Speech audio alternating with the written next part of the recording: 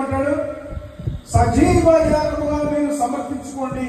ఆయన ఏ విధంగా నా మట్టుకైతే బ్రతుకుట క్రీస్తే, చావైతే మేలనంటే, ప్రభువా నా వద్ద ఇంకా ఏమీ లేదు, ఏ మాత్రం కూడా నీ కృపకు కానీ, నీ కృపను పొందటానికి కానీ, నీ ప్రేమను పొందటానికి కానీ అర్హత లేదు, నాకు లేదు. అటువంటి వాడిని నీవు రక్షించావు. నీ ప్రణాళికలో ఒక పాత్రగా నన్ను వాడుకుంటున్నావు. నీ గాస్పెల్ మెసేజ్ అంటే నీ సువార్తీకరణలో, నీ మిషన్ లో, నీ పరిచర్యలో నన్ను నమ్మి నీ సువార్తను నాకు అప్పగించావు. అంతగా నీవు నాకు చేసిన మేలు నేను ఆలోచిస్తే అంత గొప్ప మేలు నేను ఎటువంటి అరుడు కాదు. కానీ నువ్వు నన్ను ఆశ్రయించావు, నన్ను ఆదుకున్నావు, నన్ను నీ సాధనముగా వాడుకుంటున్నావు. అంతకంటే బాధ్యత ఏముంది ప్రభువా? ఆయన తన జీవితాన్ని యేసుక్రీస్తు ప్రభువుకి అంకితం చేస్తున్నాడు. ఆయనే అపోస్తలుల పోలిక అన్ని కూడా ఇక్కడ వచ్చేమంటే రోమి రాసిన పత్రికలో యేసుక్రీస్తు దాసుడు. ఎందుకంటే అపోస్తలుడైన పౌలు తను తాను తగ్గించుకున్నాడు.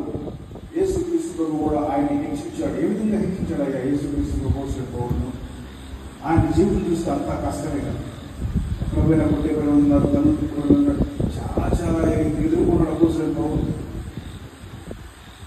చాలా బాధపడిపోతారు. మన తిమోతితో మాట్లాడుతూ, ఇదిగో తిమోతి, నా జీవితం ఒక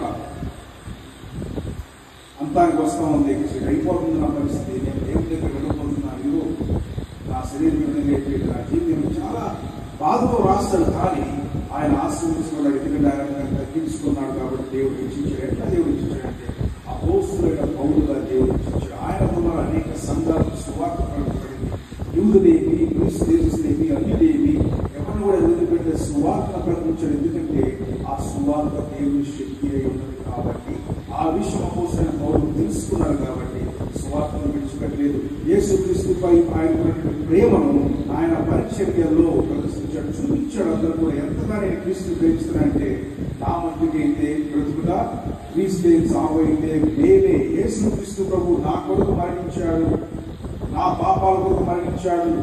ఆయన మరణం ద్వారా, కార్చిన రక్తం ద్వారా నాకు పాప క్షమాపణ అనేది ఉంది, నాకు నిత్య జీవం అనేది కలిగింది, నాకు రక్షణ కలిగింది. ఆయనలో నేను భద్రపరచబడ్డాను. ఇవన్నీ కూడా అపోస్తలుడైన పౌలు తెలుసుకున్నాడు. ఆయన జీవితాన్ని క్రీస్తుకు అప్పగించాడు, తెలుసుకున్నాడు. అందుకని రాస్తాడు, యేసుక్రీస్తు దాసుడును అపోస్తలుడకు పిలువబడిన వాడును. అంటే నేను అసలు అపోస్తలుడు అరువుడు కాదు. యేసుక్రీస్తు పేతురు, నతానియేలు, రక్తులకు